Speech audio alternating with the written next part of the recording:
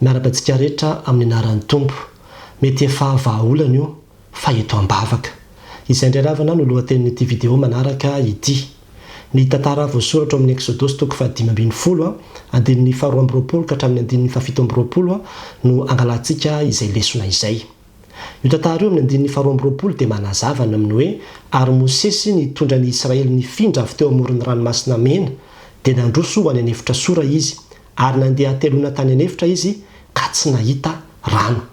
Izany hoe niala avy teo amin'ilay ranomasina mena izay nisarahan'Andriamanitra zany ny zanak'Israely dia nandeha tany efitra dezera zany raha izay no azahoantsika azy. Dia ny olana zany dia tsy nisy rano mihitsy zany nefa efa 3 andro nandehanana izy ireo dia tena hoe nangetaeta. Dia izao anefany eo amin'ny andininy 7 tonga tao amara izy fa tsy nahasotro ny rano tao amara satria nangidy zany. Izany hoe nisy toerana zany izay nahatongavany zareo dia ohatrany hoe nahita rano, ohatrany hoe vahaolana zany ilay izy teo nefa tsy nahasotro an'ilay rano zareo.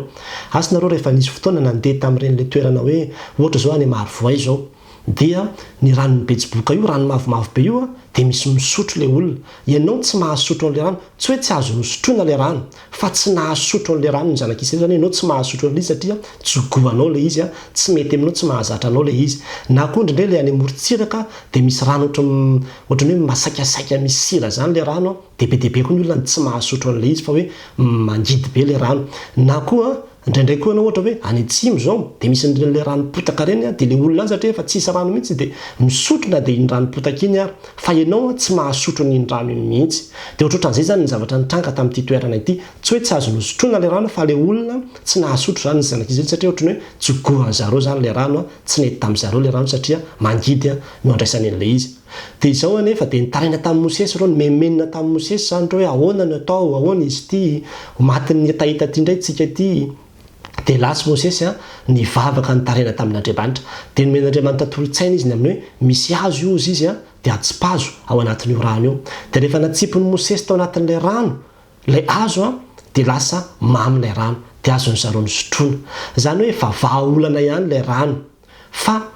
tena hoe nilan'ilay hazo natsipy tao anatin'ilay izy fotsiny dia nivadika mamy ilay izy. Io hazo io ravana dia tsinona io fa tandindon'ny hazo fijaliana io izay vahaolana amin'ny zavatra rehetrarehetra eo amin'ny fiainantsika mihitsy. Indraindray misy olana eo amin'ny fiainantsika dia misy zavatra tadiavintsika fantatra mihitsy ary misy zavatra tonga eo anatrehantsika izay ohatraohatrany hoe vahaolana amin'iny olana iny fa tsy goantsika ilay izy, tsy mety amintsika ilay izy. Aza tonga dia miavinavina na tonga dia lavinao fa eto ambavaka hoe eto ampototry ny hazo fijaliana fa ain'Andriamanitra tao ny manova n'iny zavatra iny ho tonga mamy amin'ilay tiavanao azy indray.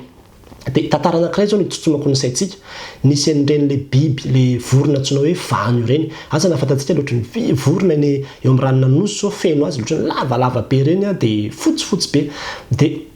trondro manko ny sakafon'izy ireny. Dia maraina ny andro dia nivoaka izy hoe andeha hitady sakafo dia nandeha zany dia nisy trondro kely hitany zany teo ilay trondro ohatran'ny piripirina kely madinidinika kely ireny dia tonga dia niavinavina be za tsy mila an'ireny fa ny ahy ilay tonga dia trondro gasy be ny tadiaviko.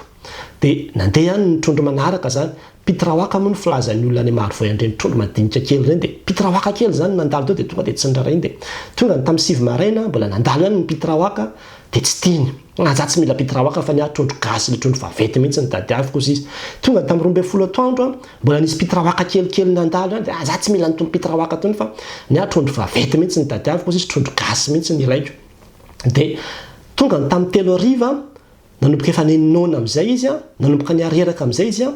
dia nifampitadiavana ny pitraoaka fa tsy nahita pitraoaka intsony mihitsy izy ary ilay trondro gasy ny tadiavany raha teo tsy hitany nandalo mihitsy. Efa tonga ny tamin'ny enina mbola tsy nisy mihitsy ilay trondro gasy ny tadiavany ary ny pitraoaka koa efa tsy nisy intsony dia tena hoe vomafy teo izy zany.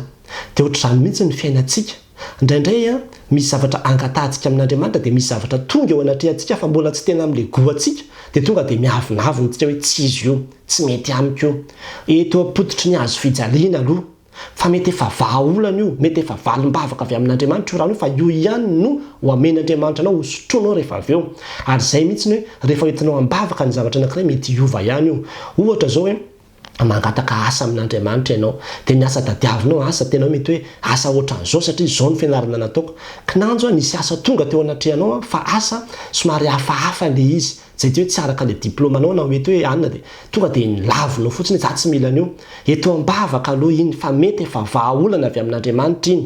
de ohatra zany koa hoe mangataka fianarana amin'Andriamanitra de za te hianatra any États-Unis ohatra de aveo nefa misy bourse tonga tampoka ao anatrehana bourse mandeha makany Guinée ohatra na makany Afrique du Sud zany fa za tsy tia an'izany makany Afrika zany fa ny tena le makany États-Unis mihitsy ny dadiaviko de iavona volanao le izy nefa mety efa valim-bavaka iny mety efa vahaolana avy amin'Andriamanitra iny fa tonga de eto ambavaka aloha de ohatra zany koa mangataka vady amin'Andriamanitra ny olona anankiray de hoe za Andriamanitra olona ohatra n'izao ny angatahako de misy olona tonga de mangataka anazy ho vady na misy olona tonga de hoe mitory fitiavana aminy de hoe tsy goako io tsy mety amiko io tsy tiako io ohatra n'izao ohatrao fa tonga de eto ambavaka aloha fa tsy fantatra fa mety efa vahaolana avy amin'Andriamanitra iny hoe eto ambavaka aloha fa mety efa vahaolana avy amin'Andriamanitra iny de izao ny zanak'Israely rehefa nivavaka nampiasa an'le hazo de nisotro an'le rano de aveo rehefa nirosy zareo de ambarana 720 tonga tao Elima ihany zareo de io Elima io zay toerana nisy loharano 20 zany hoe tsy tonga tao Elima mihitsy izy raha tsy nisotro le rano tao Mara raha ohatra zany ka niavinavina le rano tao Mara izy de mety tsy tonga mety maty tany andalana teny fa tsy tonga tany Elima akory izy fa tena hoe tonga tam'le tanjona ny dadiaviny ihany izy ny farany de ohatra zany mihitsy koa tsika le zavatra zay ao anatrehanao moa ity hoe tsy goako ty tsy mety amiko ty ekeo aloha ho valim-bavaka avy amin'ny tompo eto ambavaka ampiasao mihitsy aloha hoe mivavaha io pototry azy fijaliana ny amin'io zavatra io ianao fa ny fisy io mety zana tohatra io mety dingana tsy maintsy lalovanao io atongavanao am'le tena Elima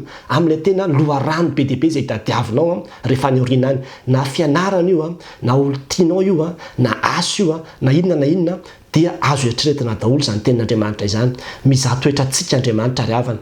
ary tia pahitantsika izy anatina fanetretena ihany koa ka mila mianatra an'izany tsika aza miavinavina fa raha misy zavatra tadiavinao ka misy zavatra efa tonga eo anatrehanao eto ambavaka eto apototry ny azo fijaliana eto ao anatrehan'ny tompo tompo ity no misy eto ahoana nazoko atao amin'ity inona ny sitraponao ny amin'ity ampihoany amin'ity ka sio ty zavatra ity de ho hitanao fa rehefa miasa Andriamanitra ho tianao ihany io ho lasa mamy ihany io rehefa aveo ary aveo ho tsapanao ihany any orina manao hoe tonga amin'le loharano mpitahina ny dadiaviko ihany fa raha tsy niditra tamin'ity tsy tonga tamin'ity de izay no mahatonga amin'ny teny manao hoe mety efa vahaolana io fa eto ambavaka de ny tompony anazava ny saintsika hitarika antsika ahafantarantsika ny sitrapon'Andriamanitra de mirary soantsika rehetra ho an'Andriamanitra ny voninahitra amen